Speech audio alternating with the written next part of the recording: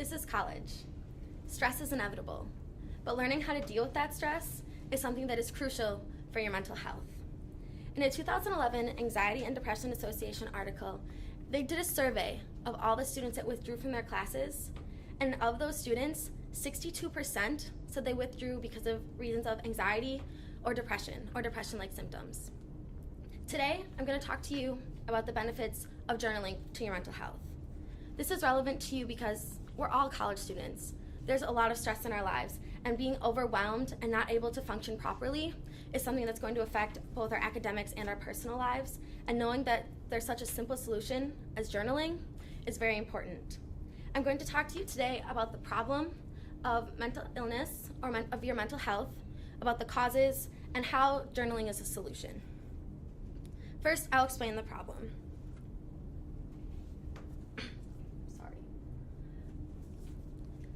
In 2013, the National Alliance on Mental Illness showed that 1 in 5 young adults have a mental illness, and anxiety and depression rank at the top of those lists. As you can see on this graph, anxiety is one of the leading mental illnesses, especially in young adults. It is significantly greater than depression or issues with relationships.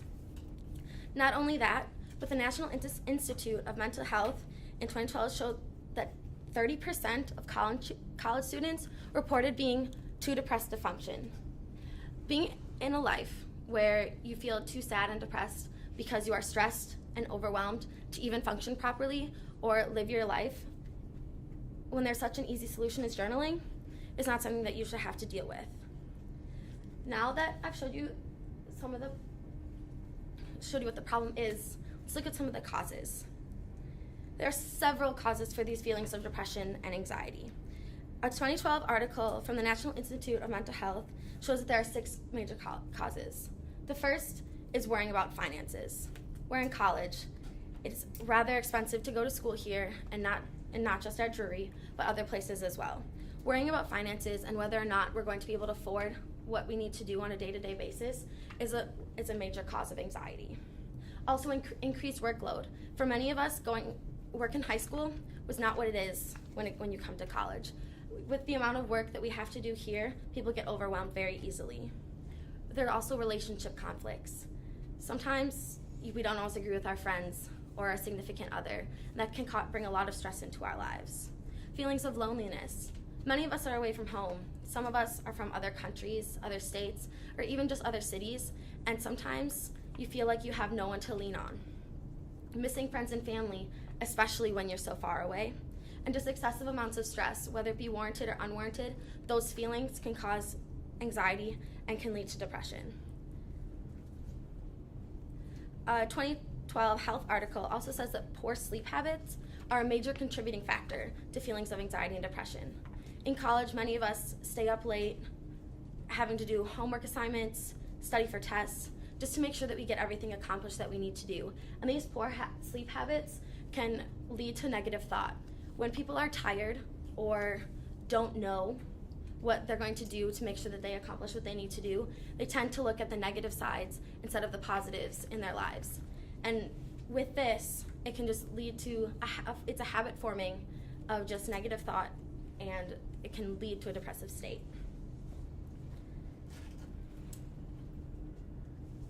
However, there are many, now that we have talked about the causes of these feelings of anxiety and depression, let's look at the solution of journaling.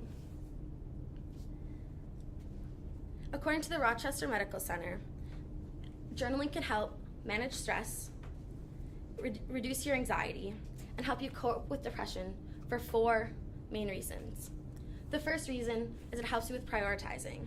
Whether it be prioritizing your problems, your fears, your concerns, the work that you need to do, it gives you a way to put down on paper and be able to look at something that will help you feel more at ease and let you understand what you're going through. Not only that, but it can help you track your symptoms and your progress. Sometimes, if you already have feelings of depression or anxiety and you don't know if they're getting worse or if they're improving, having a journal and being able to track how you're feeling on a day-to-day basis can show you whether or not you are improving in your life or if you are doing worse and you need to get medical attention. Because Anxiety and depression are very real problems, and if you can't manage them on your own, then you should go see a doctor. The third reason is that it's a safe place for positive self-talk. Nobody wants to be that person in the room that thinks they're the best at everything or is going to act like they're better than you. But in a journal, it is a safe place to be positive about yourself to yourself. No one else is going to see it unless you want them to, but no one's going to judge you for it. It is a place where you can finally be comfortable with yourself. Not only that, but the fourth reason is for articulating your fears, your concerns, or just something that's going on in your life. Sometimes it's hard to talk to somebody about how you're feeling because you just don't know how to put it into words in a way that they would understand.